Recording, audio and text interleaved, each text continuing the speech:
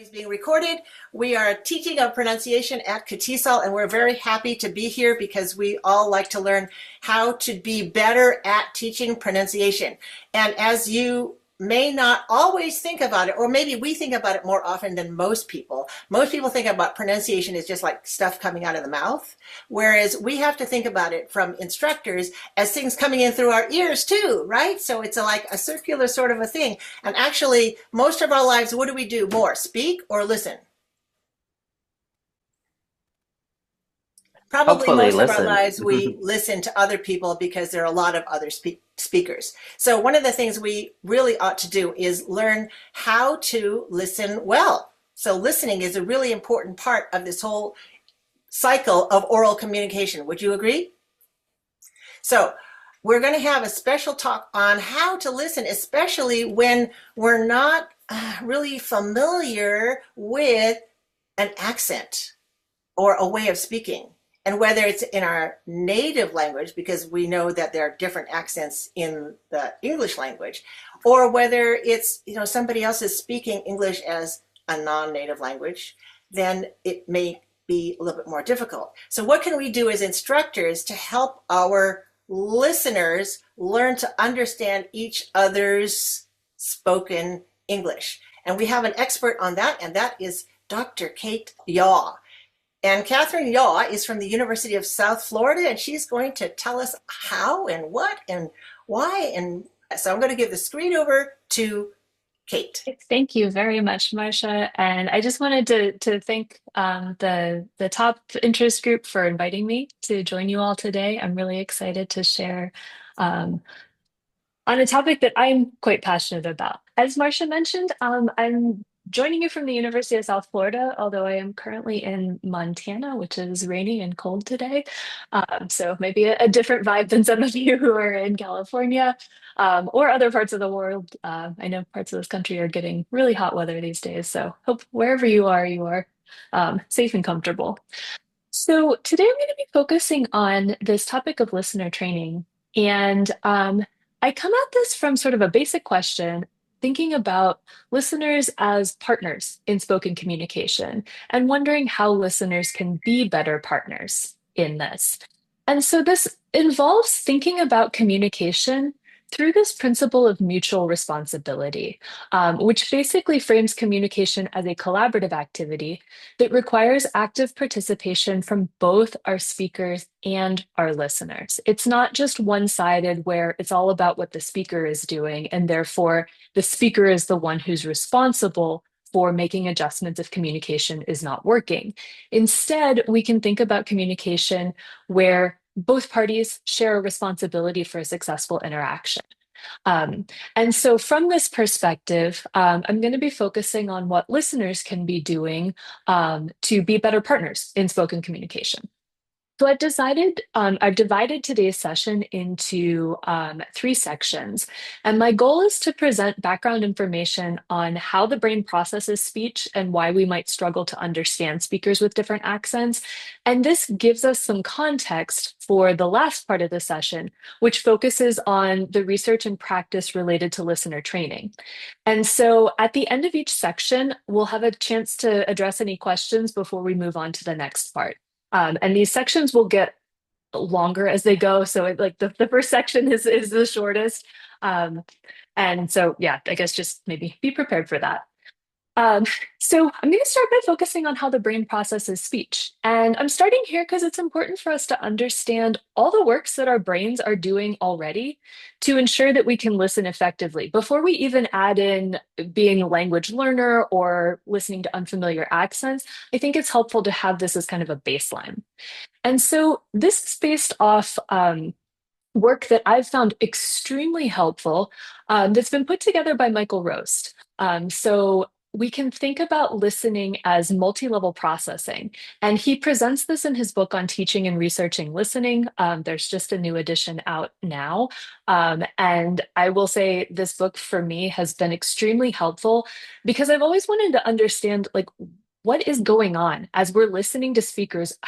How do we actually go from sound waves that are out there that are, some sort of speech sound to having meaning and being able to engage in communication?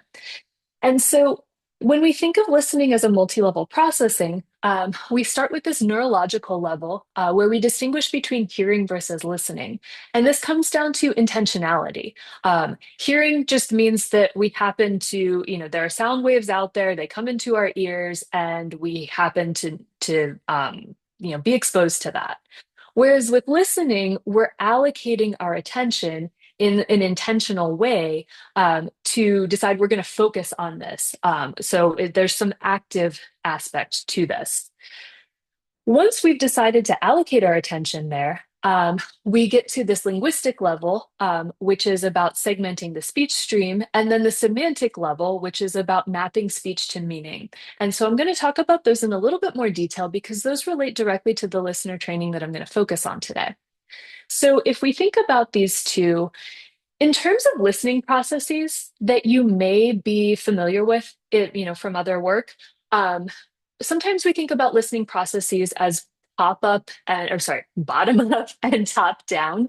And I think these can map kind of nicely onto this idea of linguistic and semantic processing. So if we talk about bottom up listening processes, we're thinking about decoding here. And this is mainly where we segment the speech stream into separate words. We have to decide where one word ends and the next one begins. And in English, there are a lot of prosodic features that we use to do this. I would say that of these, probably the main one for most varieties of English is stress. But things like pausing, prominence, and intonation all play a role in making sense out of the speech stream from a bottom-up perspective. On the other side, we also can engage in top-down or semantic processing. And this is like we've worked with learners, we do things to activate their background knowledge about a topic before we do a listening activity. This helps to access those top-down processing skills. And so with this, we have our schemata, which are essentially mental structures that help organize our knowledge and assumptions about a particular topic.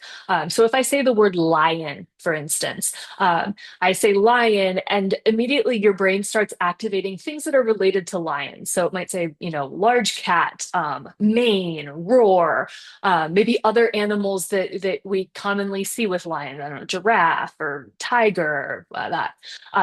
But we're probably not activating things like spaceship or chair.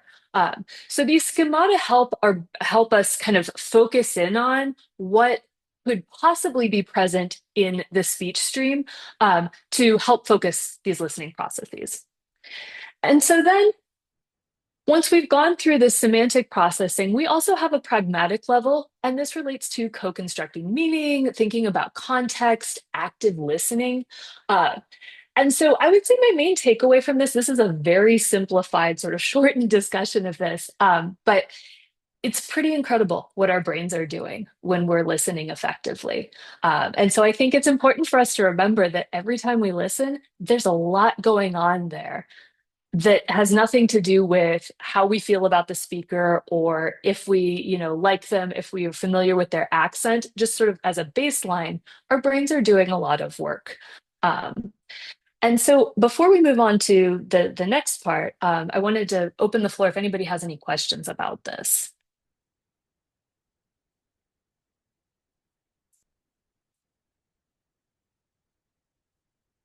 I just want to say it's really great to get this little background because so much goes on in our brain about listening, and there's so many steps that happen.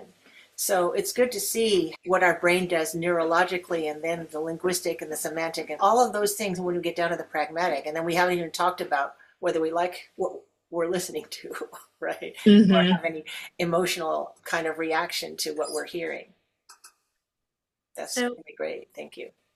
Catherine, hi, this is Karen Schiff. I have a question in terms of translating this sort of academic language to talking to a student about this, or I have clients that I work with on accent coaching.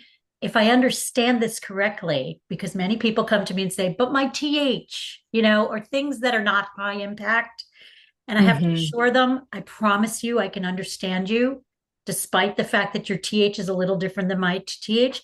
Is it, if I'm understanding this, if I was trying to explain this to the student, I might say, look, only one of those four ways we listen is actually related linguistically to individual sounds. You have many other tools for people's ability to understand you. Is that how is that correct or anywhere near correct? Yeah, I think that that can be a helpful way of pointing it out. And the reason I focus specifically on these linguistic and semantic levels is I think that they need to work together. So a lot of times with students, that decoding process can be challenging because they're getting used to a whole new sound system. And so we often will try to say, like, we encourage them to use their top-down processing skills, that sort of semantic processing there. And so if we're paying attention to like just a th or something, you know, that might come into play when it comes to decoding, but also there are a lot of other aspects of speech that we use even when we're decoding there. I mean, it tends, and Roast's book goes into this in more detail. In most varieties of English, like 90% of our content words tend to be stressed on the first syllable. So actually, as listeners, we're paying attention to word stress. We're not necessarily paying attention to, like these individual th sounds. So things that have sort of that lower functional load, I think you can also let them know that like listeners are doing a lot of different things at the same time, and these are working together. And so if the th is something that they're kind of self-conscious about, just reminding them your listeners should have a lot more flexibility and adaptability because they have all of these other resources. Mhm. Great. Just wanted to confirm what I was seeing. Yeah. Yeah, thank you. Okay, and I would very much recommend Roast's book. The chapters that he talks about this topic in are, I think, fairly dense, but very informative. So if that's something that you like want to know more about, there's a ton more information there. I would check it out. I have no financial stake in this, but it's a book that I've really enjoyed myself. So. Okay, so let's talk a little bit now about what happens when we add in new accents, unfamiliar accents. Because as soon as we add this into the mix, we have some additional reasons to consider for why we might struggle to understand certain speakers. And I'm going to focus on a few today, but I want to preface this by saying this is not an exhaustive list, and there may be other aspects here that you've noticed in your own experience that also could cause challenges for understanding speakers with different accents. So the first that I'm going to talk about are attitudes and expectations and assumptions about the speaker, and then cognitive processing difficulties and lack of exposure to L2 accented speech. And you'll notice that all of these have nothing to do with the content of the speech. That is something that matters, I think, especially in cases if you're having like technical professional communication, or if you work with international teaching assistants and US undergraduates. We shouldn't discount the effect of unfamiliar content on difficulty with understanding. That's just not what I'm going to be focusing on for today. So, thinking about attitudes, humans are creatures that like to categorize things. We do this a lot. And especially when it comes to sort of social organization, we are very attuned to distinguish between in-group and out-group members, which essentially means we are trying to identify people who are like us and different from us. And the reason this matters for our talk today is that accents are one feature that are very noticeable to listeners that tell us something about a person's group membership. So just by hearing somebody, just even a few seconds of speech, we might be making decisions about this person sounds like me, or this person sounds like they grew up in a totally different place, or this person sounds like a lower prestige group. And so we need to be aware of the attitudes that go along with accent, even if these are not inherently related to each other. Humans combine these together. We tend to use accent as a cue for other information. And so when we think about that, we can think about this through a process of linguistic stereotyping, which is when we hear speech variety, we hear somebody talk, and maybe we associate that speech with a lower prestige group. And so this causes us to ascribe negative attributes to an individual speaker. And this can happen with things like you hear somebody talk, you think, oh, this sounds like, an uneducated person. And so then you assume that that speaker has a low level of education without having any substantive information that has anything to do with their education. You just heard how they sound. And so this comes up a lot when we talk about linguistic discrimination, choosing not to hire somebody or not to rent housing to somebody because of the way they sound. Um, but related to this, we also have a reverse process called reverse linguistic stereotyping, where instead of starting with what we hear, we start with what we believe about a person who's going to talk. And so if you know somebody's name, or you have a picture of them, or you know their nationality or their profession, you may start to make assumptions about how they're going to sound. And when you actually hear them talk, those expectations or assumptions serve as a filter for how you perceive their speech. And so, in a lot of the research on this, what we've found is that if listeners expect somebody to speak with a certain accent, they will often perceive it to be there, even if it's not actually present in the speech. So, this is something else that can kind of interfere with how we understand speech, especially if we're dealing with unfamiliar accents or accents where we have certain attitudes or expectations about them. In addition to that, we also may have challenges with cognitive processing of accented speech. And so there are a couple concepts that I think are helpful for us to keep in mind here. First is this idea of normalization. So every time we hear a new voice, we have to make adjustments to that voice. And this is essentially our brain establishing these baselines for how quickly somebody talks, how loudly they talk, the pitch range that they use. We do this automatically. We don't normally, it's not something you have to decide to do or not do. When you heard me start talking today, if you've never met me, your brain went through this process. And so when we encounter accented speech, we know through research that there's an initial slowdown in processing that speech because the brain needs more time to normalize to that speech. What we also have seen from research is that exposure-based training, where we're giving listeners lots of exposure to unfamiliar accents. These could be L2 accents or regional accents. This can help with faster normalization in the future. So it's kind of like your brain is, a muscle, you're training it to be able to adjust to different varieties of speech more effectively in the future. And some research has even shown that these benefits can be transferred to new speakers and potentially even new accents, which is really exciting. So this idea of being exposed to more accented speech, then you're training your brain to be able to handle that better, even if it's coming from a new speaker or a new accent in the future. And so the last thing I want to talk about in this section is the connection between processing and attitudes, because these don't just happen in isolation. I think this processing fluency model that's been developed through work by Marko Dragojevic and Howard Giles and others illustrates this nicely. So the processing fluency model says that if you hear accented speech and it's difficult for you to understand, meaning that you feel like you're putting a lot of effort in or you're trying really hard. It's a lot of work to understand it. This tends to trigger negative attitudes towards the speaker. So it's sort of a response to the perceived effort that you're putting in as a listener.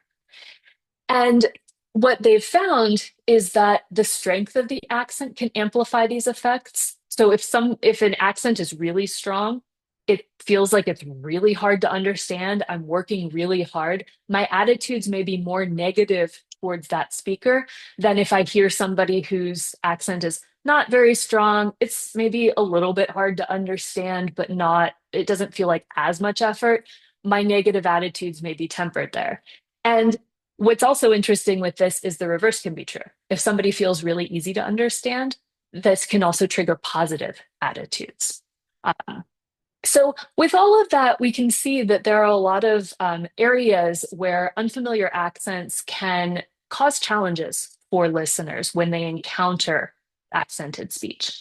So before we move on to the next part about listener training, I wanted to give us an opportunity if we have any questions here. This is Ellen. I was working for a long time with training ITAs, and when we would test them to see, as initially, we always had a group of students listening to them. And the longer the students worked with them and taking notes, the more they started to understand them, which was a little bit difficult for us because we had to keep thinking about students in a lecture room who are unused to an accent. Yeah, I think that that is a great point. And on the one hand, it's kind of a positive finding because as they listen to them more, they're able to understand better, which is exactly what we want. But when you're assessing ITAs to go into the classroom, you kind of want that naive listener who doesn't have that experience to make sure that they, will be able to understand from the beginning of the semester. I think that also relates to why we, as language teaching professionals, um, often may not be the best indicator of how your average listener on the street is going to respond to a person. And so I think that's always a challenge in research like this. Like from my perspective, I want to know kind of how does your average listener who doesn't have any experience respond, and how can we improve that? But yeah, I could see that being a challenge, certainly. Yeah, that they're adjusting to this in a way that then doesn't allow you to assess what you want to assess in terms of new listener to this context. Thank you. And thank you for sharing that. I have a question. Yeah. Does speed is taken into consideration in this formula? Yeah, so I think the speed of speech, there has been research that shows there's kind of a sweet spot with that, where if something is too slow, then it feels like it takes more effort to understand because as a listener, you're constantly pausing and waiting for what comes next. But if it's too fast, it also takes a lot of effort to understand there. And I think this is for L1 and L2 speakers. Uh, so in this model that's on the slide here, this idea of processing fluency, they try to equate this to what some of us understand as comprehensibility. So how easily we are able to understand somebody, not if we understand, but how much effort it takes to understand it. And so I think that's somewhere where speed can definitely come into play. Thank you. My question was, yeah, I understand, but I was thinking also, says the students, also the effort that the students have to understand the teacher. So it's like a two-way situation, Mhm. So that's what I was talking about, the speed. Yeah, and I think that's something important to keep in mind. I mean, you can probably imagine, even if you go into a lecture in your first language where you're not worried about, how to process the language, if somebody explains things too quickly, you're not going to be able to follow there. And so I think we need to keep that in mind. We're talking a lot about the accent and the way of speaking, but in context like a lecture, we do also need to think about the cognitive load that comes from the content of the lecture. If you're learning about physics in any language and you don't know anything about physics, that's probably going to be hard. Add in an unfamiliar speech variety, speech that's delivered way too quickly, and that can be a real challenge for students to follow. I think Maria has a question. Yeah, hi.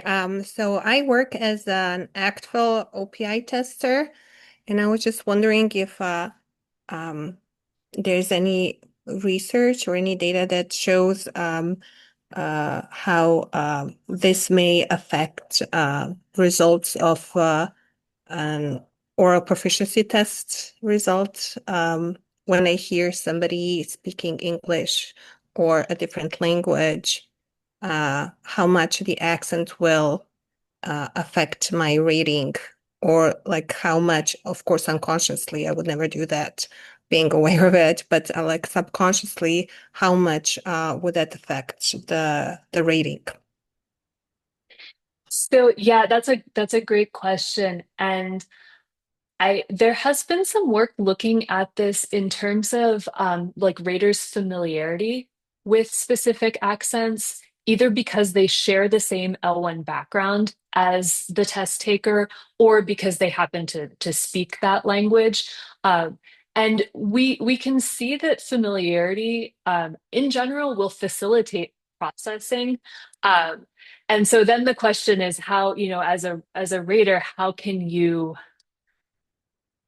calibrate yourself for this so that you're not giving an unfair advantage to um, a test taker who maybe comes from the same language background as you, or a test taker who speaks a language that you also speak. And I think that there could be more opportunities for research in this area. I also think in terms of rating criteria and rubrics, this can be addressed to a point. But if you're trying to, evaluate somebody's comprehensibility, I think this is really, this can be a big challenge, because what is comprehensible to me may be different than what I believe is comprehensible to my students, or to sort of a non-specialist listener. And I don't know how much research has been done on this evaluation of comprehensibility on behalf of others. I think that would be an interesting area to look into more. So yeah, I think there are opportunities there for sure. Thank you. Okay, thank you. So let's go ahead and talk about maybe what we've really come here for, which is the listener training part.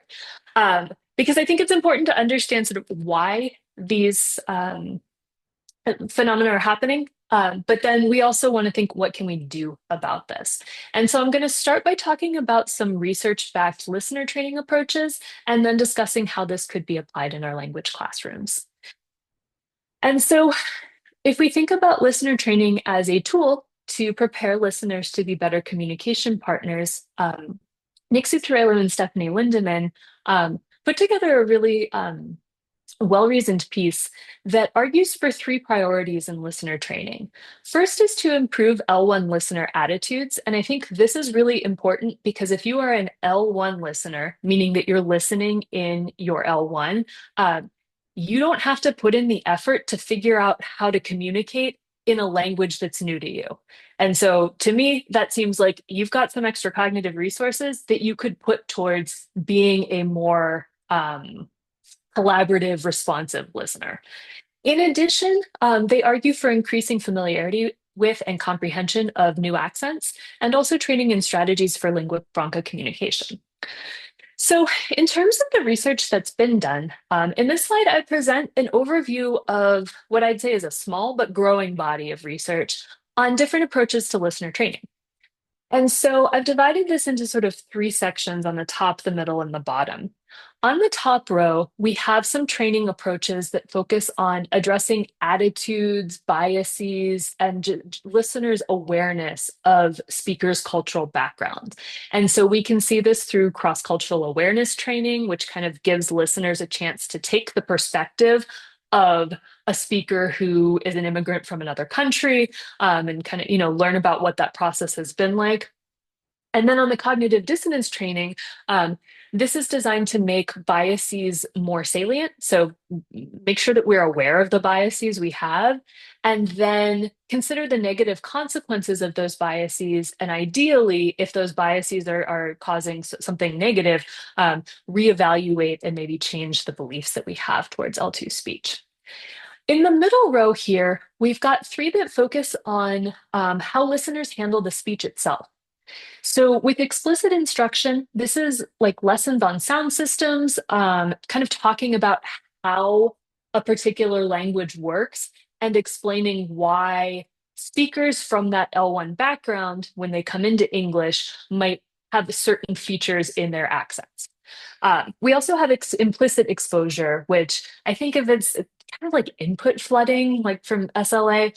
You're just hearing lots of examples of L2 accent in speech and then doing something with it, transcribing it or answering questions, or, kind of something that prompts you to use that information, kind of check yourself for how well you understood it. And then we also have the high variability phonetic training. And some of you may be familiar with this through Ron Thompson's work and others. This has been used a lot with L2 listeners, not so much with L1 listeners, but I think that there may be some opportunities to take principles from that and apply it to some of these trainings to help L1 listeners get used to L2 accent in speech. And then on the bottom row, I've got structured intergroup contact and communication strategies. And these are trainings that focus on the listener's role within interaction. So actually putting listeners into contact with L2 speakers in a very structured way to try and yield some sort of positive collaborative outcome, or training in communication strategies so that listeners have tools in their toolkit for when they encounter L2 accented speech in the future. Today, I'm going to be focusing on these three in the middle with the examples that I present, but I did want you to be aware that there are other approaches out there, and I would not advocate one of these approaches over another. I think they all have some benefits, and so it may depend on what the listeners need. If they just need more practice, more exposure, some of this information in the middle might be appropriate. Whereas if you know that there are some attitudinal issues with listeners, then it may make sense to start up here. Or maybe try putting people in contact, like they just really need to have positive experiences with communication. So each of these has a place, but I'll present some examples that are related to this middle row here.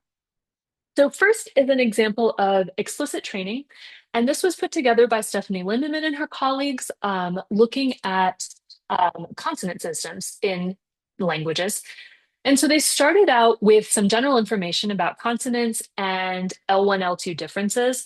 So they talk about sort of languages in general can have different numbers and different types of consonants, and then make that connection to how speakers produce language in their second language.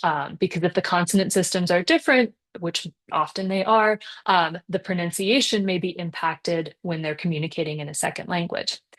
Then they get into specifically Korean consonants because this is a variety that they were trying to train listeners on.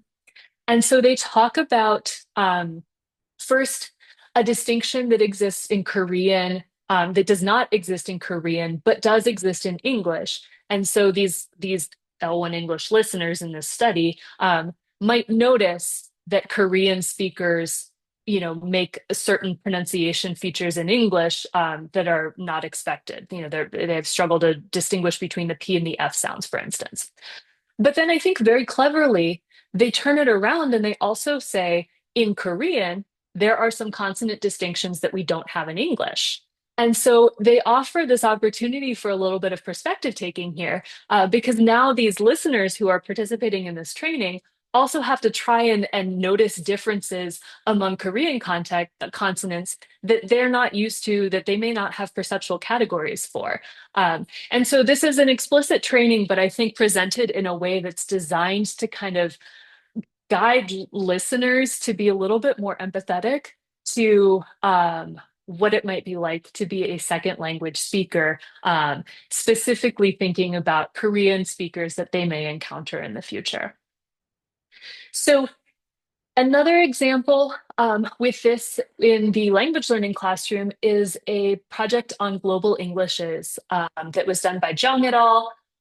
And so with this, they put together some explicit trainings on, for instance, segmentals, talking about in global Englishes varieties that you may have segmentals that are equally acceptable even though they may sound different because it depends on the global English variety. So it's kind of looking at sort of validating the range that's possible within a global Englishes model.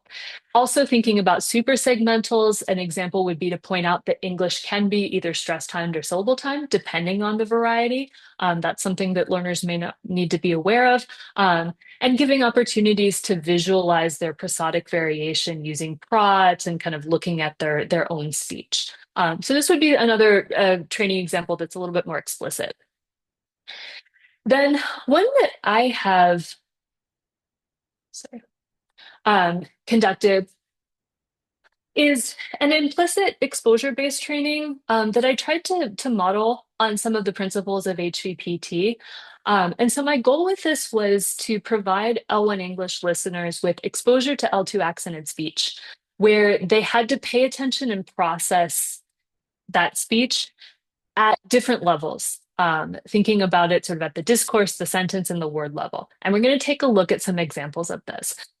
What I had them do was over a 2-week period, they participated in 6 online sessions. And so each week they had like 3 different modules that they did. Each module had a different type of task. And then the second week, they went through the same 3 module types with different audio input, but a similar structure. And so what I found is for the participants who went through this exposure-based training, they improved their speed of processing speech, but they also improved the perceived strength of accent of the speech. So they thought that the accented speech was less strongly accented after they did the training. I also should note I had a comparison group that did just traditional listening comprehension with TED Talks that were delivered by L1 English speakers. And those participants also improved their speed of processing. And so this was a little bit surprising to me, but I think it comes from the training in general, helping them know they need to pay more attention when they're doing these listening activities. And I do sometimes wonder if that's like, I mean, maybe that's what we need to be doing, is just trying to convince people to actually pay attention when they're listening. I think that there's a certain amount of learning or improvement that could go along just with that. But let's take a look at some examples of these.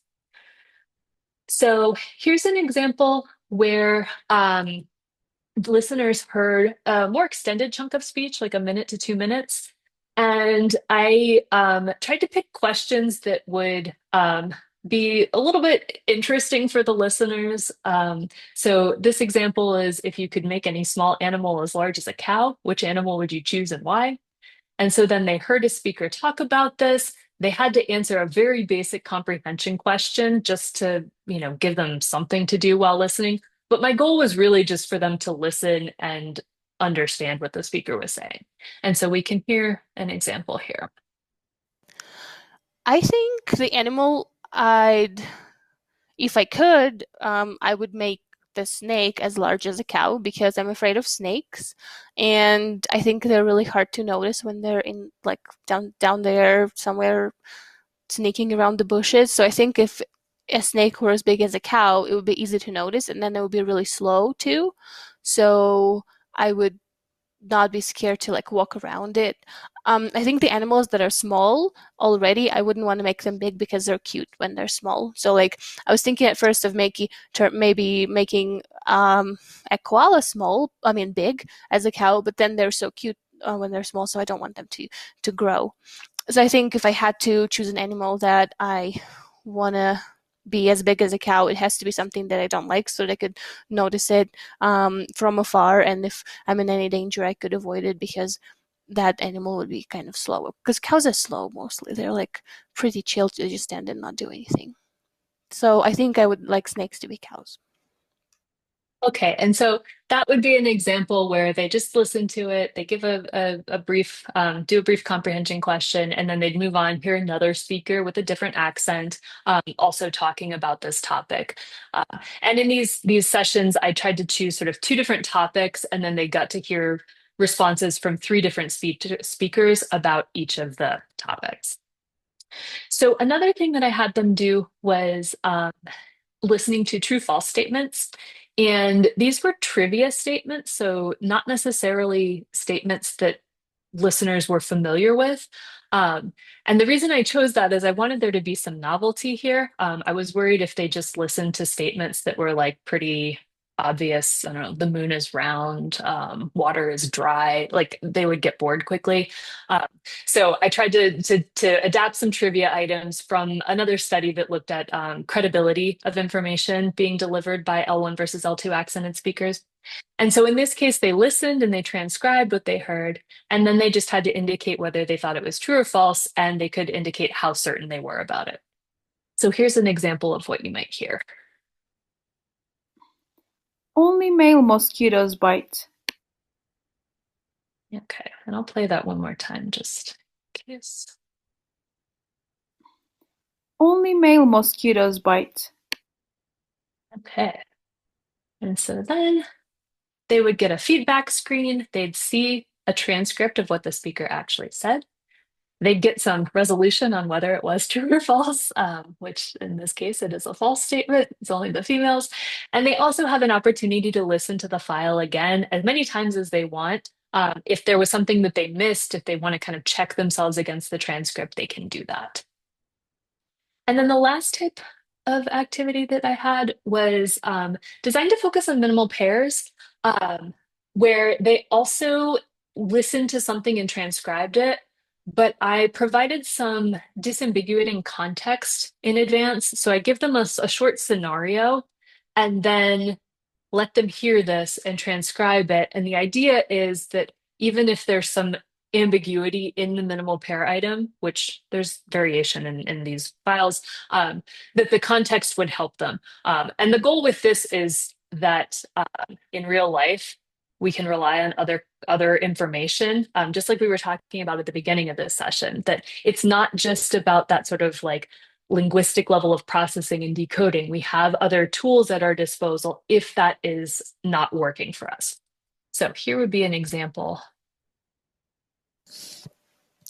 I couldn't see because of the crowd. Okay, I'm gonna listen to that one more time. Oh, sorry. I couldn't see because of the crowd. And so then they again get a feedback screen and they can listen to the audio file again.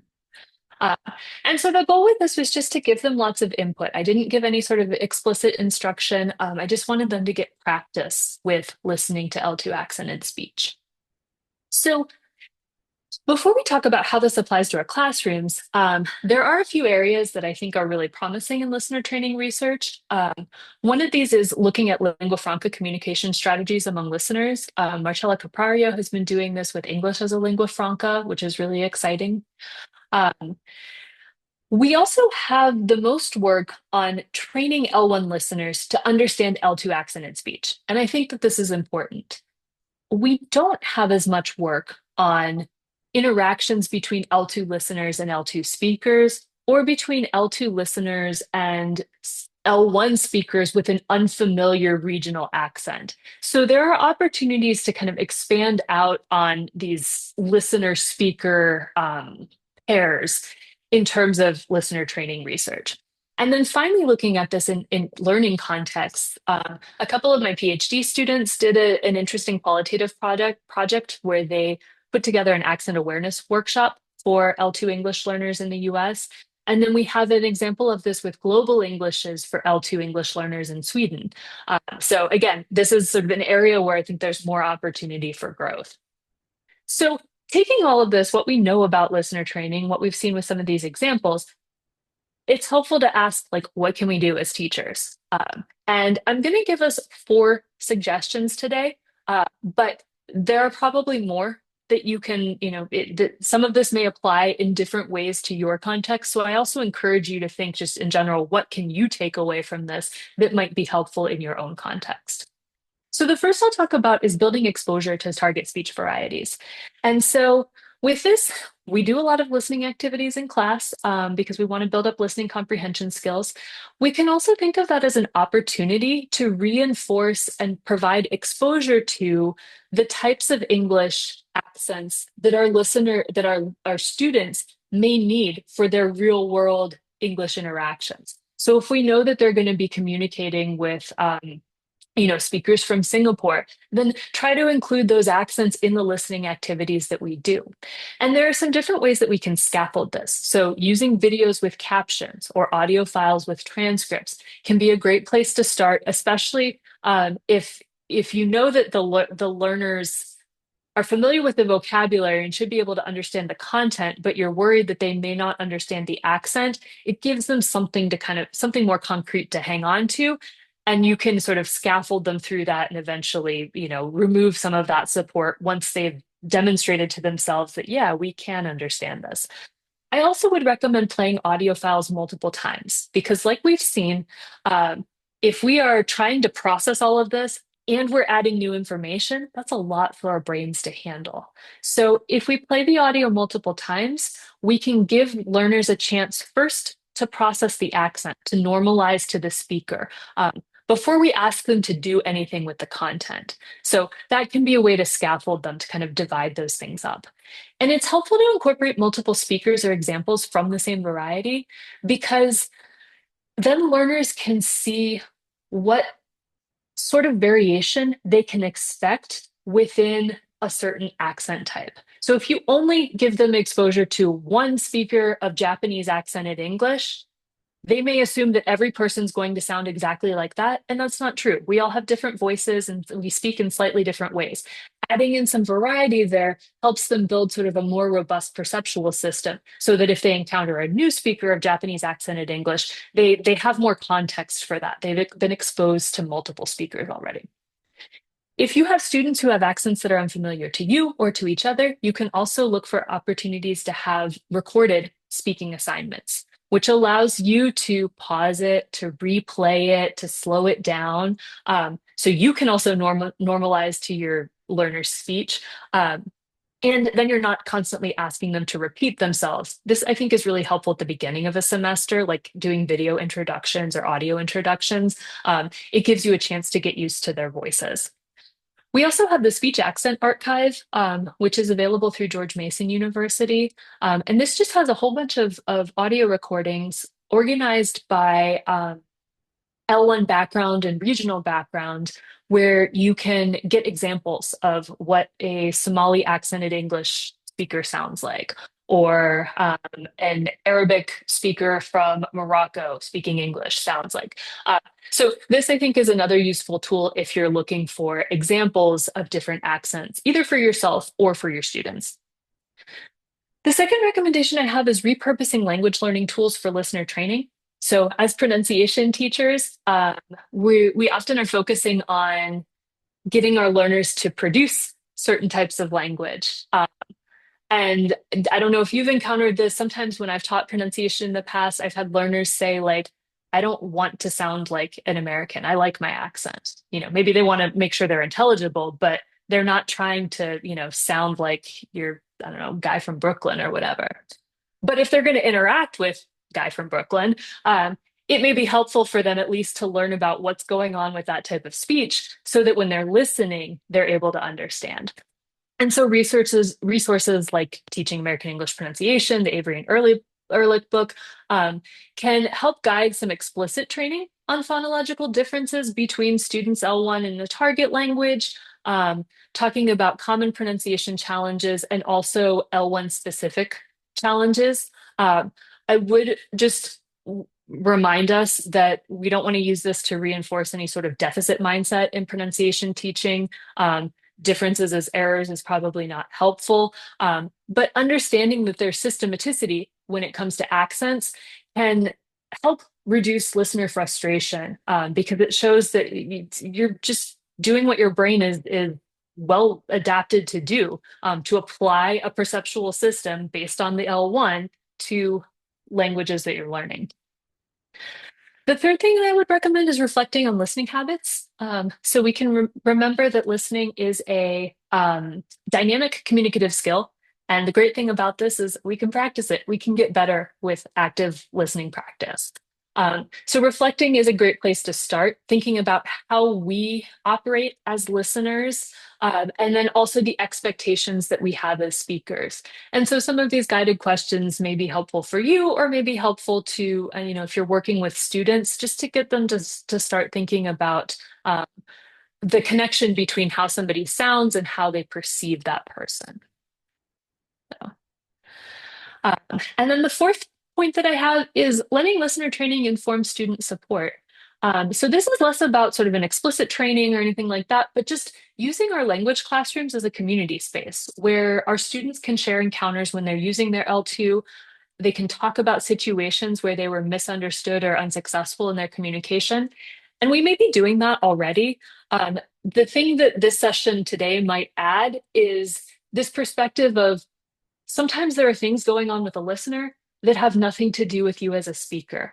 And so for students, I think it can be helpful to remind them of this because they may be taking on a lot of this responsibility for themselves and assuming, I tried to communicate, it didn't work out, I did something wrong. And in some cases, that may be true.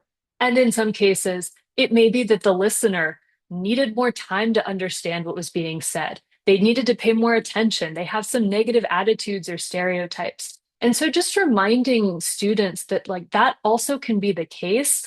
And so in some of those cases, they shouldn't waste a lot of effort on, worrying about what went wrong there when it really is about the listener, not them. So to conclude, I just wanted to say listener training can provide benefits across all of these different areas, cognitive processing, comprehension, and attitudes. If we help build exposure to different speech varieties, this can help learners understand the accents faster and with a lower perceived effort. And I wanted to share a quote from one of the participants in my training study who said that these accent familiarity training activities were very helpful because I feel like they trained my ears a bit. I was forced to listen intently.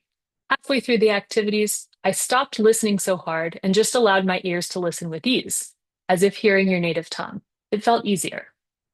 And so with that, I thank you all for listening.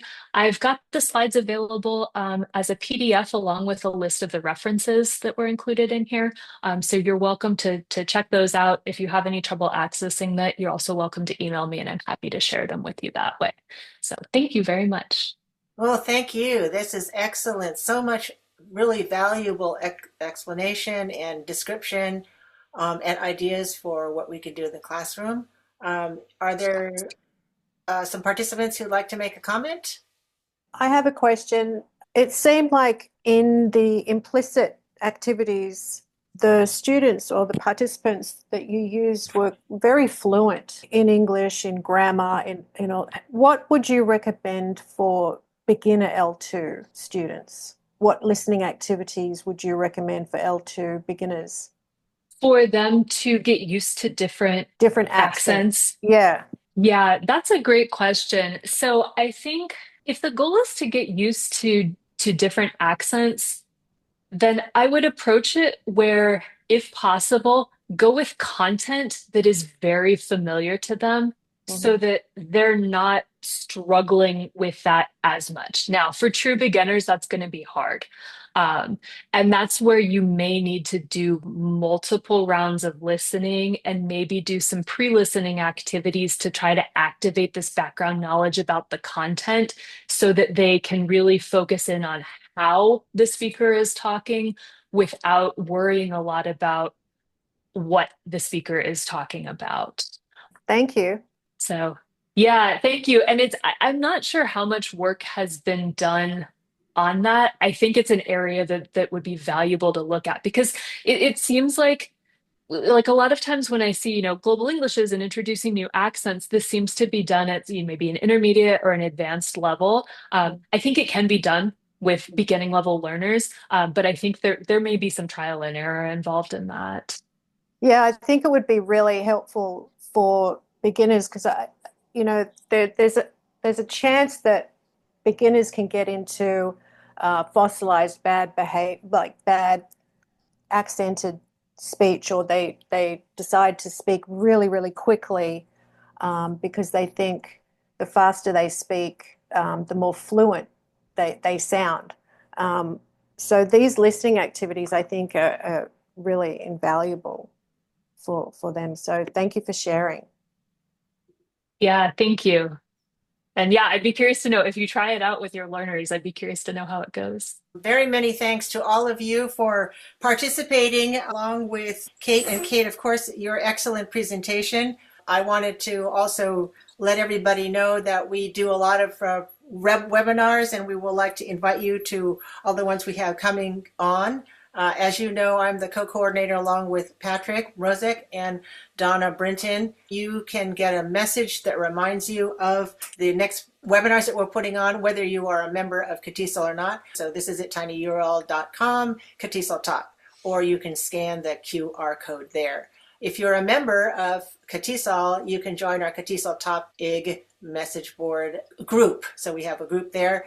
We also have a top Padlet, our collection of our recorded professional development webinars, conference presentations, and so forth. We also have a YouTube channel for the entire CATESOL organization. So as you may know, TOP is just one of many interest groups that we offer at CATESOL, and so you'll be able to look at other aspects of teaching and learning English. CATESOL is having the 2025 state conference coming up October 17th to the 18th, and that's happening at Chabot College in Northern California.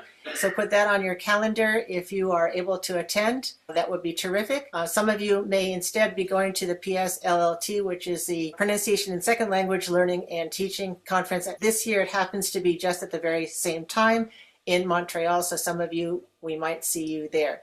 Thank you again for our listener training for partners in oral communication, and Dr. Yeo for your talk on listener training for partners in oral communication. We just think it's fabulous. Our next event is going to focus on poetry.